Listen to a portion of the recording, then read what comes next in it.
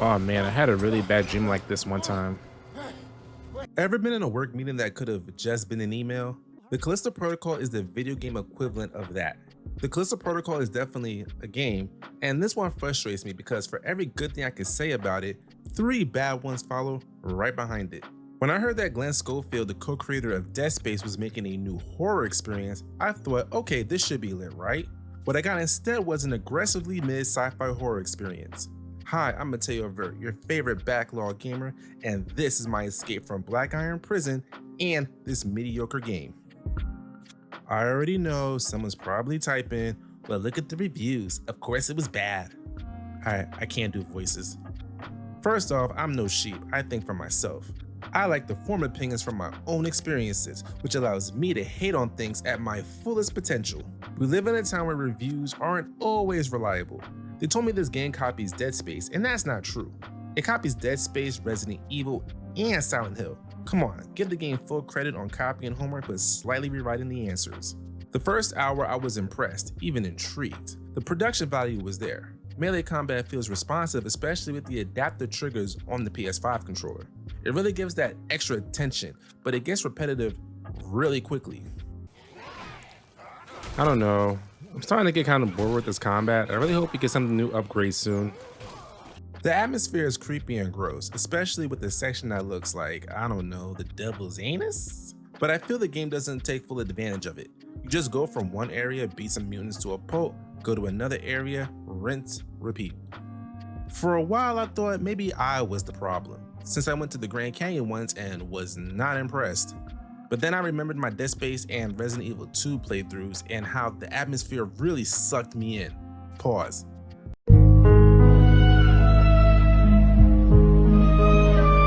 Then there's the story. The story of Callisto Protocol is very lacking, and in my opinion, the thing that overall brings this game down.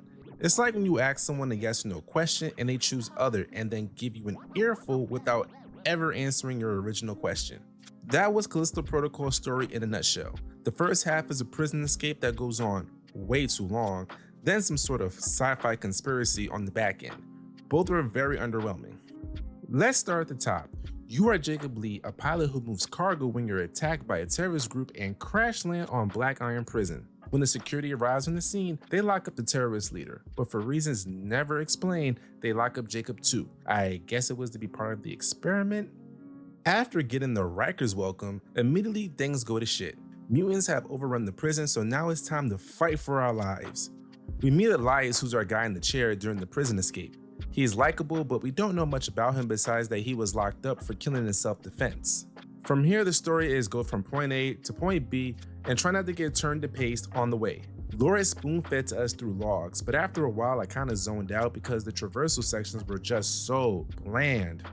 In a nutshell, the warden is a bad man who's been doing bad things. One of the guards, Captain Ferris, is your textbook, peaked in high school kind of bully.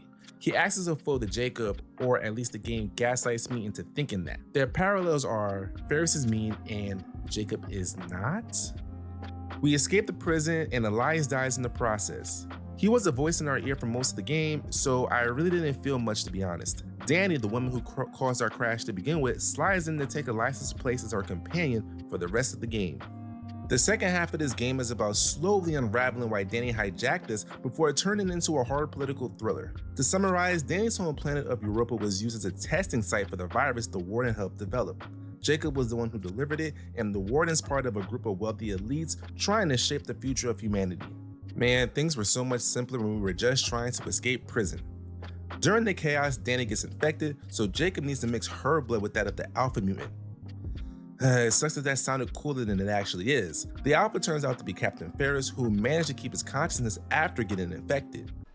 You know, with him being called like the alpha mutant, I feel like there's an Andrew Tate joke here. Like, this is the incel's final form. So, after an underwhelming final boss, we cure Danny. The warden cuts his losses and triggers the self-destruct and reveals he was never at the prison. Mr. Lee, I do hope you've enjoyed your stay at Black Iron. Oh, now this man did not just tee up a sequel. Trying to tee up a sequel, which, the audacity. I don't think that is happening. But like for real, imagine we get a sequel to this and not Dead Space 2 remake. Like, Bruh, I don't want to live in that world. During the self-destruct, there's only one escape pod. Jacob lets Danny take it while he stays behind. And that's how the game ends. I wish. There's a DLC called Final Transmission, which is supposed to be the true ending. Upon loading in and realizing I lost all my upgrades I grinded for, I couldn't be bothered. I looked up a YouTube video and boy was I happy I did. The mission takes place in Jacob's head as he's on life support. The doctor responsible for creating the infection is trying to redeem herself by transmitting Jacob's memory to Danny so that she can have the evidence she needs to expose the Shadow Organization. That's it. Doesn't change my opinion on the story, unfortunately. But surely the gameplay makes up for it, right? Right? This might be a hot take, but I think the gameplay in Callisto Protocol was one of its strengths. It doesn't redeem the game, but it starts off interesting only to slowly disappoint by the end. It had potential with the whole left stick dodge or block system. Here's the problem, once you get the gun, it completely trivializes the game. You get more guns as you progress and the final boss can't even be meleeed. Not to mention, it's more efficient to just use insta-kill stealth attacks or your telekinesis glove to throw enemies into environmental hazards. Well, I think I miscalculated. Oh no. Now me personally, I use melee just because I thought it felt visceral. Seeing Jacob unleash his rage on a necromorph, whatever they're called, was oddly satisfying. But for most players who want to be efficient or play on the hardest difficulty, it's really easy once you upgrade your favorite gun and the glove. Something that stood out to me as a console pleb was the DualSense 5 immersion. When monsters were in the ducts, the controller would vibrate on that corresponding side. As they crawl from one side of the vent to the other, I could feel it in my controller, and it added that extra layer of immersion. I mentioned earlier that the game nails atmosphere. As we go deeper into the prison, it becomes more grotesque, something that actually made my skin crawl. Unfortunately, that's not enough to carry a game like this. There are no puzzles or a sense of urgency, and it made me appreciate Mr. X from Resident Evil 2. Video from last week. Mr. X kept the pressure on me whether I was lost or doing a puzzle. Made me feel like I needed to get out of Dodge. Callisto Protocol, I feel none of that. Especially considering we're breaking out of a prison for half of the game. If I may use one more analogy, Callisto Protocol is like a rich kid with little to no personality. All flash and no substance. Getting the trophy doesn't even make me feel better. I'm just glad this is over. If even after watching this video you still want to try Callisto Protocol, I recommend you do, on sale, or free on Game Pass or something. It's always good to form your own opinion instead of listening to some guy with too much time on his hands on YouTube and wait a minute. Despite everything I said, this game had potential. Some ways I done fucked this game though, just make the prison escape the whole game. Mixing the horror of the outbreak with the horror of the prison system would have been an interesting concept. Give Jacob a reason to escape, maybe to see his child or something. It would make me care more about his unjust imprisonment, make it more tragic, and make me want to root for him. Let characters like Elias and Danny breathe so I care when bad stuff happens to them.